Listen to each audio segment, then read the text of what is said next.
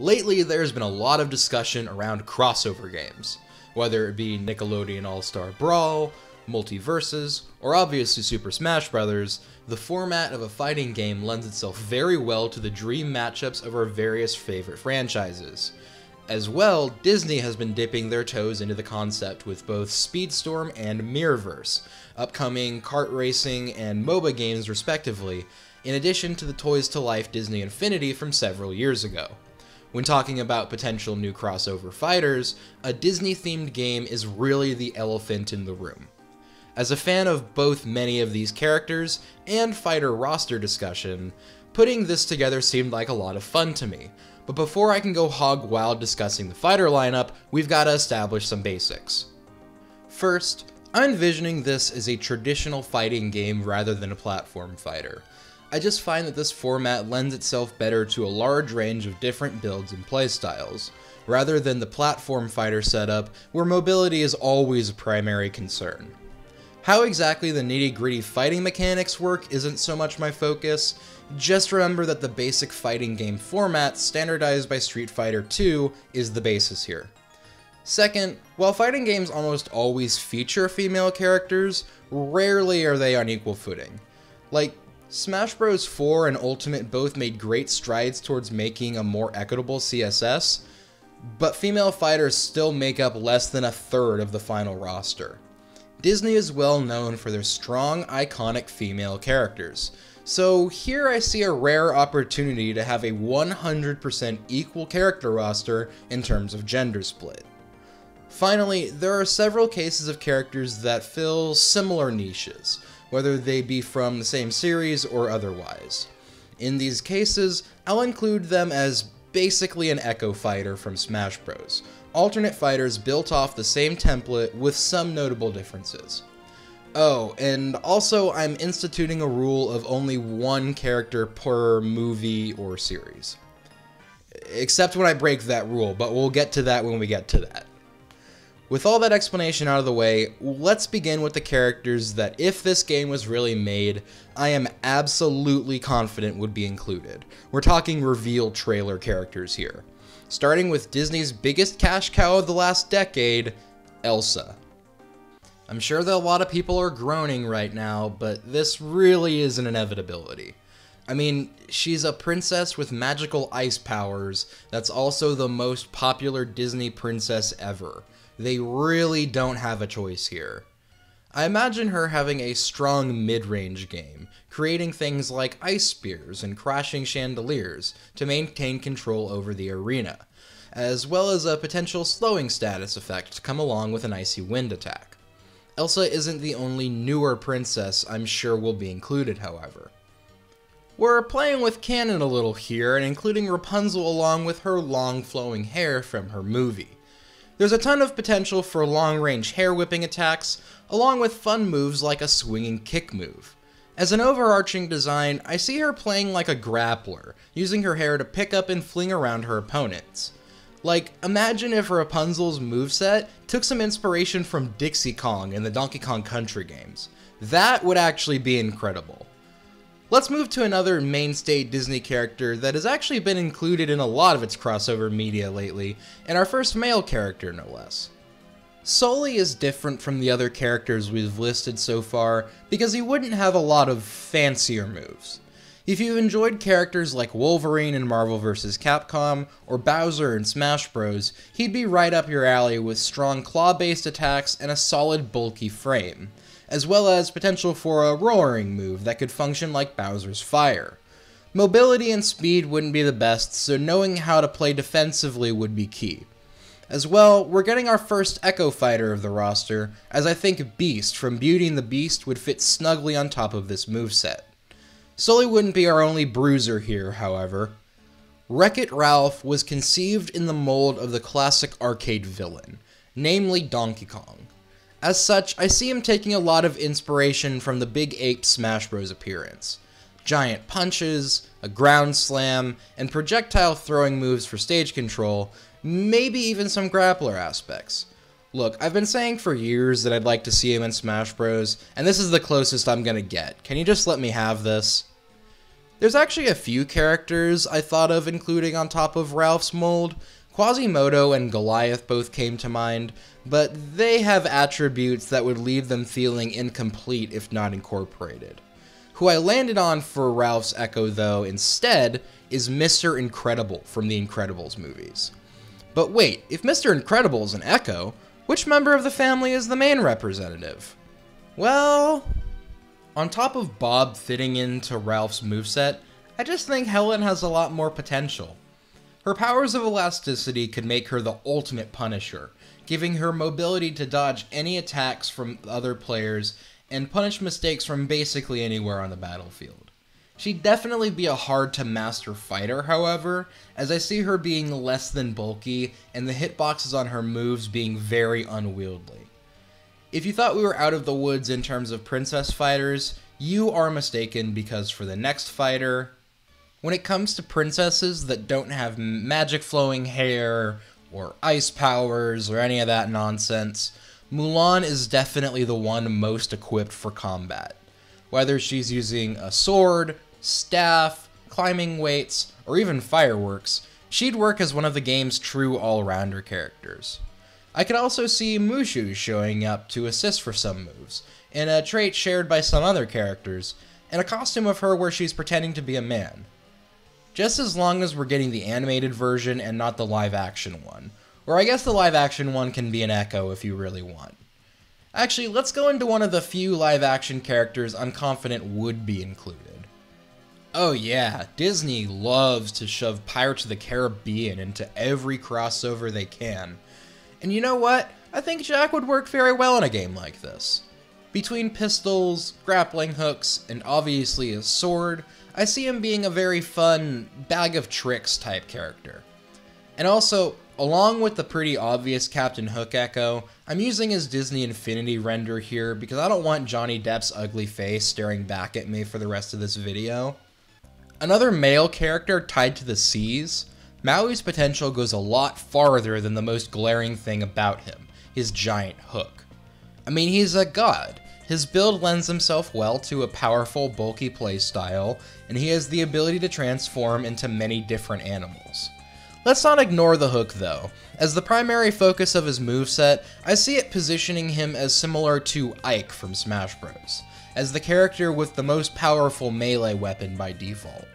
I guess I've technically included two characters from The Incredibles, but when I was discussing earlier the limit of only one character per property, this is more what I was talking about. I really do not think that you can have just Woody or just Buzz. Both have been playable in many different video games, showing off the wide range of moves potentially available to them. Both are incredibly recognizable and beloved the world over, and honestly, it would just not feel right to pick one over the other. They're like two halves of the same whole. As well, they would both receive some kind of costume or echo. Buzz by default would have his classic toy design, but also the version from the new movie would be available. As well, Jessie would be a perfect echo for Woody, featuring all the same elements like a detachable hat and pull string that would play into that initial moveset. While I did just break the rule of one character per series, I want to stop to explain my methodology here. Some franchises are so important that they may seem like they need multiple representatives, but I feel like in roster speculation that characters often start to be seen more as representatives than as individual inclusions chosen for unique attributes. Heck, there's already been a couple characters here that might not have been your first thought from some said property, and I think going for these intriguing picks brings a lot more life to a roster. Let's look at a few more picks in this vein, but first let me ask the question. For this game, would you rather play as Aladdin or the Genie? I think y'all know where I'm going with this. If you were going to do a tier list of the actual canon power of the characters in this game, there's no doubt that Genie would be near, if not at the top. Obviously, he wouldn't be able to have his full range of abilities for the sake of game balance, but his talents in size manipulation and transmogrification would definitely make him one of the more vibrant movesets on the roster. He's a case where his moveset could pretty much be whatever the developers think of, and honestly, I'd be very excited to see what they cook up. Moving from magic to machinery, I think the robot Eve from WALL-E is another great pick. Like, do you seriously want to play as WALL-E in a game like this? I think the idea of throwing trash at your opponent isn't all that attractive. I'd rather float around and fire explosions at people, thank you very much. Eve would definitely be a glass cannon character. Tons of firepower and solid mobility, but basically no short-range options and not great durability. As such, she'd be all about stage control, keeping her opponents at distances where it'd be safe to use her most deadly arsenal. It's funny how I can go from a literal killbot immediately to a friggin' Winnie the Pooh character, isn't it? Tigger would be a super fun character to have in this game. In terms of size, he'd be pretty small when compared to the rest of the game's characters, which when combined with his off-the-charts mobility would make him extremely irritating to play against. I don't think I've mentioned voice acting until now, but Tigger is one where making sure the noises he makes when he lands big hits are just right is of the utmost importance. I cannot stress this enough. For Tigger to be accurately portrayed, the entire community for this game needs to hate him. Not to say that Phineas and Ferb wouldn't have made for good characters themselves, but Perry the Platypus is one of the characters that may be the most excited to step out of the obvious picks. As a secret agent, I think he could bring in gameplay with a strong emphasis on mobility and gadgets, carefully punishing his opponents on their mistakes. Maybe he could even have a taunt where he takes off the hat and turns back into his benign pet disguise. I actually struggled for a bit to come up with my character pick from Encanto. Not because of a lack of options, the exact opposite actually. There were too many. Luisa could work, but maybe she would be a second alternate for Ralph. Antonio with his animal friends could be cool, but maybe choosing one of the older characters for your fighting game is the less controversial pick. And for a while I had Mirabelle on here, with a focus on other members of the family jumping in to help her out. In the end, however, I think Isabella is by far the most interesting option. With her gift of fluorokinesis, Issa could have great area control, setting up things like cacti and Venus flytraps around the stage to control her opponent's movement. Add in some floral accents on powerful moves, and you've got one of the most graceful fighters in the game with the most limitless potential. Those are some of my more fun and out there character picks, but for now let's reel it in and go for some of the big hitter characters. These aren't the most obvious ones in the world, but they're characters that I just don't think this game would be complete without. First of all, oh yeah, I should probably include Mickey Mouse in this game, right? The dude has been the company's mascot for like, literally almost a century. Not including him would be like if Mario wasn't in Smash Bros. There's a lot of different ways to go about including Mickey, but for a fighting game, I think the most attractive option would be a Sorcerer's Apprentice robes for Fantasia. He could have moves manipulating waves of water, those weird broomstick guys, whatever you can think of, honestly. This is on top of the fact that he's still Mickey Mouse, and has access to everything else that he's done. Mickey is the most important character to get from the classic lineup of Disney characters, by far. It feels kind of weird to make a game like this without including Donald Duck or Goofy as playable characters, but this roster is already going to be larger than is realistically possible without them. Of this classic lineup, though, there's one greedy old duck that I think is prime for inclusion. Uncle Scrooge has been around a lot longer than most of the other characters I'm discussing today, but it's actually his legacy in gaming that convinced me to include him. The classic DuckTales NES moveset has proven not just iconic, but legitimately influential on retro-style modern games. So seeing that DNA in this game would be a great way to pay respect to the history of Disney games. I see Scrooge having solid mobility, but frail defenses, along with probably the ability to use various treasures as projectiles. Combine this with his family from Duckburg, whom he can call on to enter the battle, and this old mallard has a lot of tricks up his sleeve. We're not done with animal characters, however. One of only a couple true quadrupeds on the roster, Simba would be one of the game's most straight-up fighters. Great bulk, powerful attacks, and good speed, he would only be hindered by his lack of projectiles for stage control, which shouldn't even matter in the hands of a talented player. Oh yeah, and if you really want, you can have Mufasa as an alt, if, I guess, I don't know, you want him to have more defined eyebrows? Other than that, they're pretty much exactly the same. From the King of the Pride Land to the Pumpkin King, Jack Skellington is absolutely one of the characters I'd be the most excited to get my hands on in this game. His lanky and flexible design would lend him well to a reserved playstyle focused on carefully avoiding your opponent's hits, and firing back when weak points expose themselves. Hell, they could even bring in this weird goo hand that he had in that Xbox game no one remembers. Though I doubt it. When I was a kid, Stitch was one of Disney's most commonly used mascots. They even gave him and Lilo their own show, which it took me until this year to realize was 100% an attempt to ride the Pokemon bandwagon. They find a new creature every episode. How did I not realize this before? Getting back on track, Stitch would be a great addition to this game. His ability to move between being upright and on all fours would come in very handy. Heck, maybe you could even have him be something of a stance change character, with the quadruped version being more fast-paced and weak, whereas the six-legged version is more powerful at the cost of mobility.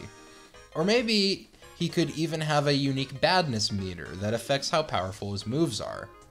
If we're talking about transforming characters though, we've got to discuss May from Turning Red. The first impulse may be to have her use a stance change moveset, being able to transform between her human and red panda forms at will. But in the actual movie, different parts of May's body turned from human to panda depending on her actions. This, I think, would be the crux of May's moveset, with her primarily staying in her human form, and particular moves having individual parts or even her whole body turning into the panda. Heck, maybe you can even give her a meter that allows her to turn into the panda completely once she's landed enough attacks in that form. Oh, and also, I was working on this roster before Turning Red came out, so I just want to thank this character and movie for coming along and being a great pick for this video. Originally, I had Merida from Brave on this roster, and that was a really easy replacement to make. You think I want to include a character from this piece of crap movie? Not if I could possibly avoid it. In this sea of craziness, Judy Hopps would serve as one of Magic Kingdom Rumble's more understated characters. Combined with her short stature, Judy's higher than average jumping ability would make her a beast in the air, with juggling her opponents into combos being the main focus of her moveset. She'd have pretty frail defenses, but her small frame and great mobility would make her uncatchable in the right hands. Representing the last of the divine water dragons, we have Sisu. Using her powers of flight, shapeshifting, and hydrokinesis, Sisu would be equal parts graceful and zany, just like in her movie. Her great speed and air mobility would allow her to effectively combo her opponents, though her weak defenses and unruly frame data would require a skillful player to master her playstyle. Along with Lilo and Stitch, Kim Possible was probably Disney Channel's biggest animated hit from my early childhood. The mix of comedy and action made the show a blast at the time, and I think it would lend Kim very well to being a fun character. With a combination of gadgets and hand-to-hand expertise, Kim would be a great all-around fighter with solid mobility and the ability to combo her opponents with her fast-paced playstyle. Let's keep on this trend of female characters, as I've got a few more leading ladies to include before we can head into the endgame of this roster.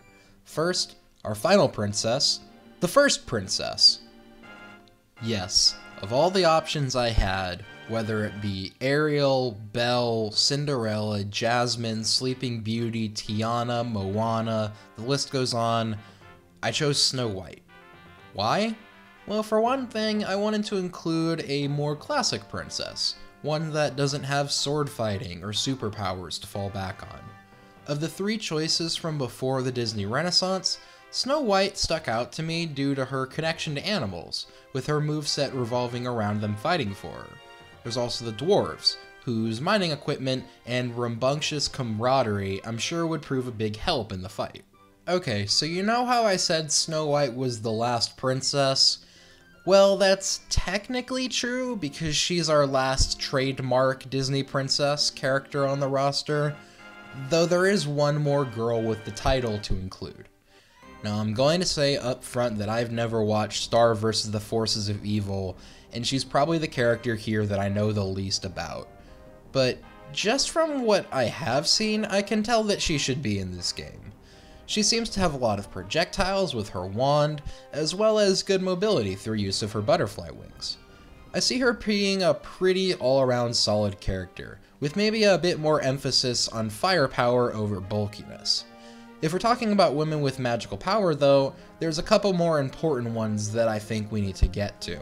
First, we've talked about some small characters before, but Tinkerbell, even sized up for this game, would take the cake as the smallest build of any character here.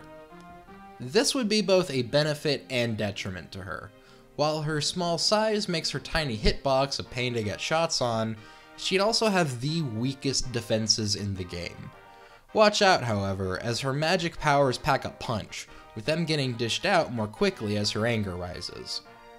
By contrast to Tinkerbell, Mary Poppins fights with much more composure, waiting to punish her opponent's mistakes. Using her umbrella, she has great mobility in the air, easily comboing her opponents once she gets them off the ground.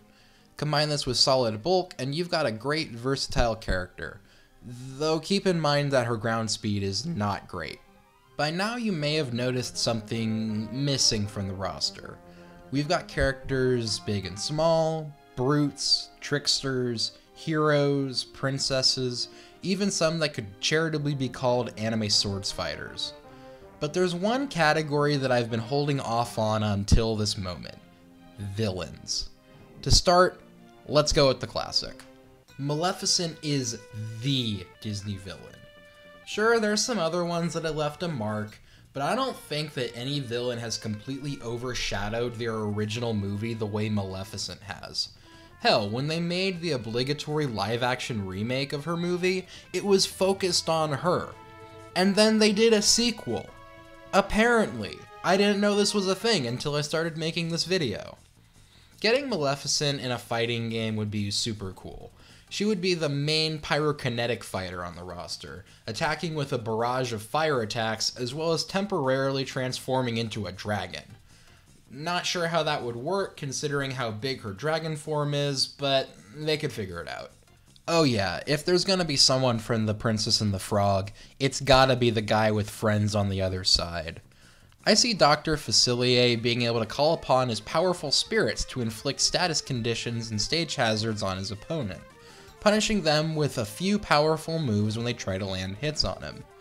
Maybe they could even work in voodoo as a mechanic. The sky's the limit with this guy. For the final female character on the base roster and our second female villain, I've gotta go with Yzma. She would fight with a variety of contraptions and use vials to turn herself into various animals for different attacks. For some moves, she would also bring in her mook, Kronk, though be careful as these moves would all have a chance to backfire and hurt Yzma instead. And finally, for the last character in the base game, remember earlier when I said that the genie might be the most powerful character in the game? Yeah, well, Bill Cipher here is the reason for that hesitancy. As basically a god, Bill would have some of the most powerful moves in the entire game, capable of knocking out his opponents in just a few hits. Despite having one of the smallest frames, he's actually one of the heaviest fighters, but he's also lacking in defenses. If you have the skill to dodge his craziest attacks, and take the opportunities you can to retaliate, he shouldn't be too bad to take down, which is particularly important as I see him being the final boss that you unlock upon defeating the game, as well as the in-universe explanation for why these characters were brought together to begin with. Alright, so with that, I've gone through all the characters that I think should be included in the base roster for Magic Kingdom Rumble. The final roster comes out to 32 characters, 16 male and 16 female. I like this roster. I think it has a good mix of the mainstays that you'd expect to be here and some exciting out-of-left-field additions, and I'd say the variety speaks for itself. Like I said earlier, if this game was real, I think it would feature a roster smaller than this, as unless it's a sequel, base rosters for fighting games tend to hover around the 20 to 25 range. Trust me, I had a much harder time nixing characters than I did choosing them in the first place, and a lot of great options ended up on the cutting room floor. But I bet there's also a different thought you have on your mind. Up until now, I've pretty much only discussed characters coming from Disney animated films, Disney live action films, Disney Channel cartoons, and Pixar films.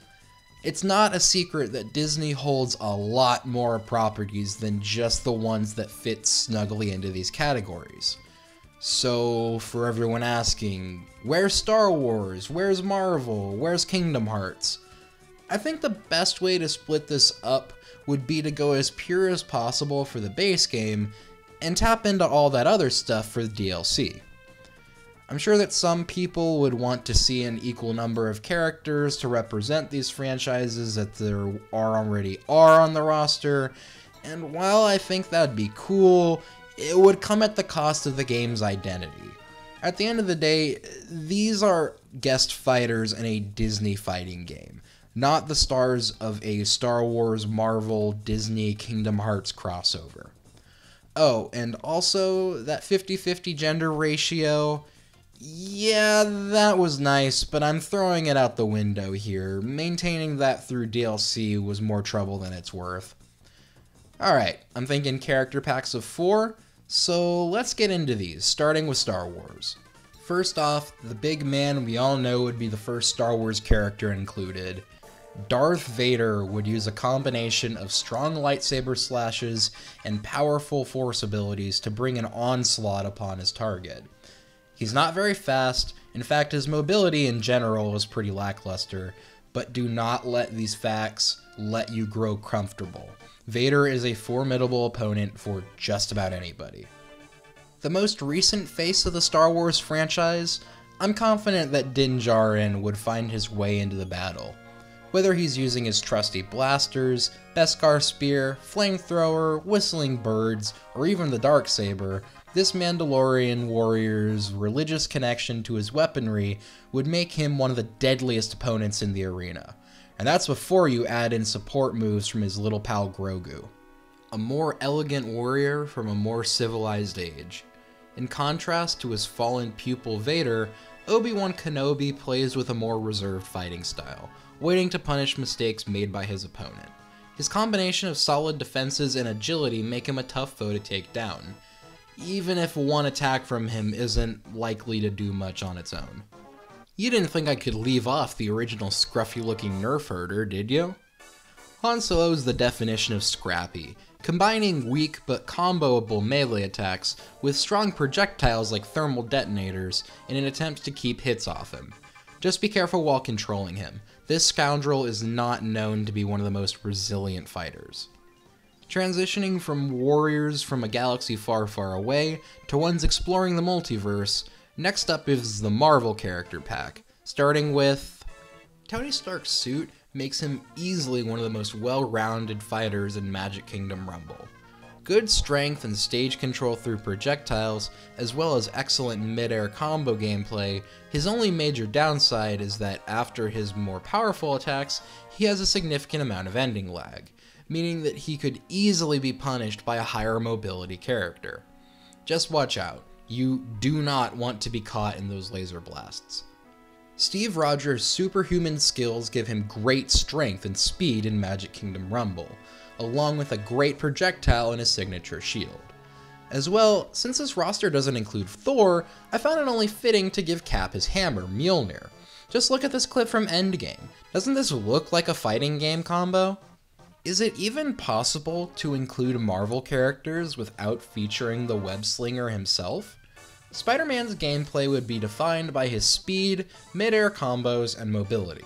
He's not the sturdiest fighter in the world, but you don't want to forget about all the tech he's got up his sleeves, lest you end up caught in his web.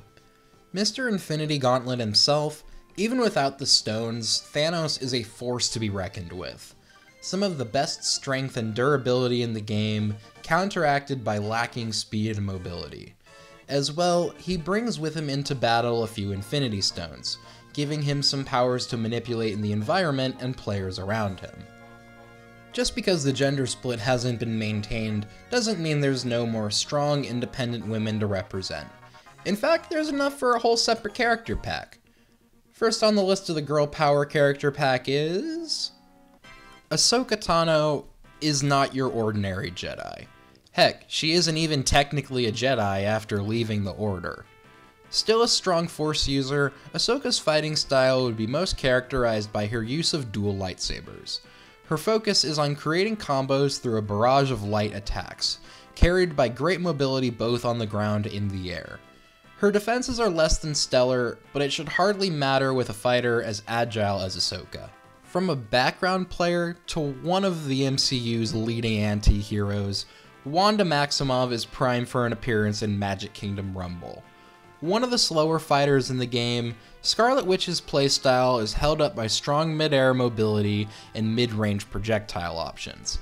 Add in Agatha Harkness as an obvious Echo fighter, and you've got a great addition to this roster. A master assassin, Natasha Romanov's playstyle would be defined by great mobility, allowing her to carefully sidestep her opponent's attacks, waiting for just the right moment to strike with powerful melee and gun attacks. While one of the less flashy characters on the roster, do not underestimate her, as her ability to shift between defensive and offensive games makes her one of the most tricky fighters on the roster. You didn't think I was done with my curveballs quite yet, right? In choosing what Muppet to include, how could I ignore the original karate-chopping, blonde-haired swine? Out of Jim Henson's creations, Miss Piggy is definitely the most equipped for a fight, with her frequently showcasing her flying jump kicks and concerning treatment of her main squeeze Kermit. Seriously, those two need to get some relationship counseling. Miss Piggy would be a good all-around fighter, being a little slow but having solid power, mobility, and defenses.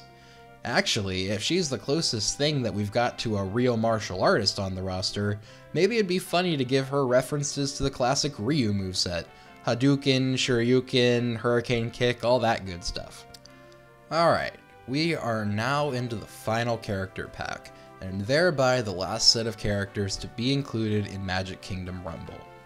For this set, I'm going a little deeper into Disney's back catalog, and bringing some recently acquired faces that, while probably not your first thought, are sure to bring the hype.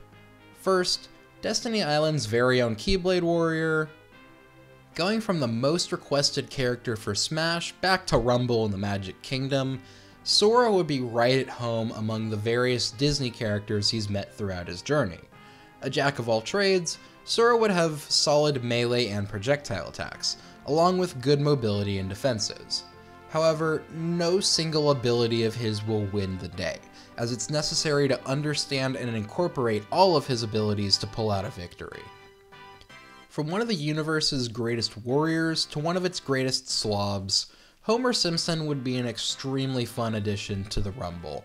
One of the roster's most truant characters, Homer's lack of speed and mobility is counterbalanced by good defenses and attacks that pack a major punch. You're also gonna want to watch out, because I've heard he's got some experience as a wrestler, and is especially dangerous when he gets his mouth on a Duff beer or two. Now look, I enjoy clowning on Avatar as much as the next guy, but I think there's actually a lot of potential here. Jake could use a combination of Na'vi weaponry, spiritual connection to the world around him, and technology created by humans to fight his opponents. A tall and nimble fighter, this warrior works best when he can use his mobility to dodge oncoming attacks and punish his opponents when openings are revealed. And finally, for our very last fighter, did you know that after the Fox buyout, Disney now owns the rights to the entire Alien franchise? Yeah, me neither. One of the most treacherous fighters on the roster, the Xenomorph is the only character with legitimate content concerns that could affect the game's age rating. While it seems pretty unlikely we'll get a move incorporating the chest burster, spitting acid, bites from both of its mouths, and even throwing out face huggers are all on the table. In addition, it could have an effect where contact from melee attacks would cause a small cloud of acid to come through its wounds, damaging the opponent and prioritizing mid and far range attacks when fighting against them. And with that, we have completed the roster for Magic Kingdom Rumble. With an additional 16 characters from DLC, we're looking at a roster totaling 48 characters. Again, if this was going to be a real game, I'd expect a roster of like half this many characters. Still, I'm very proud of this lineup. In terms of how the game would actually play, I imagine it using a team style, similar to games like Capcom vs. or Dragon Ball FighterZ. There's something of a rock, paper, scissors element to the character matchups in this game, so putting together a team of 3 that has each character cover the other's weaknesses would be key. Plus, you could end up with some really fun teams, like putting Darth Vader and Tigger on a team together. With this format in mind, if this game was to really exist, I think it would almost definitely be developed by Capcom's in-house fighting studio. Now, I know they've released some less than stellar titles in the past several years, but this is still the studio with the most treasured backlog of fighting game classics, and I think they could knock it out of the park. With that said, I think there's inspiration to be taken from other series in terms of aesthetic, whether it's Dragon Ball FighterZ 3D models posed to look like 2D drawings, real hand-drawn animation in games like Guilty Gear, or even a style more reminiscent of Marvel vs. Capcom 2 with 2D sprites against 3D backgrounds. I think reaching out of the simplified 3D design that's been pervading Disney's crossover work recently could show dividends for this game. I think that's about all I've got to say in terms of Magic Kingdom Rumble. Let me know about your reactions to all of this, whether you think I'm onto something, or there's something glaringly obvious you think I miss. Just remember, this is all for fun, and even I didn't take it all that seriously. With all that said, have a great rest of your day, and good night.